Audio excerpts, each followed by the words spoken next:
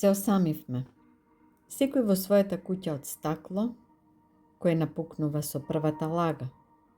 Бегаме од насмевките на утрото, контаминирано од смогот кој стежнува. Сам посам во радоста, а тагата ни е појадок.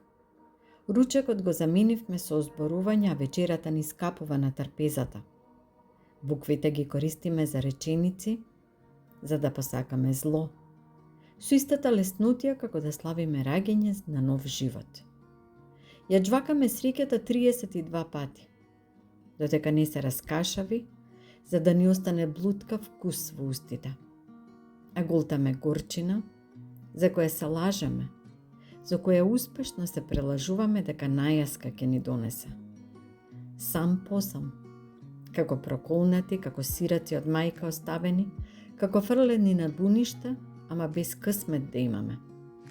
Сам посам, со розови очила стиснати во дланките. Грчевито држејќи илузијата, дека не е се толку црно, или барем не до толку сиво. И со треперливи прсти ги ставаме очилата на себе, за да ни се бојоса животот, да ни заживее младоста, да се утешиме во староста, додека првиот дожд не ги замие стаклата и розовата боја ја снема во сливникот заедно со радоста во очите и со надежта дека сепак животот е убав. Та на брзина нови купуваме, оти во овој црно-бел свет малку боја ни фали во срцата, како утеха дека безнадежноста е минлива и дека несреќата е менлива.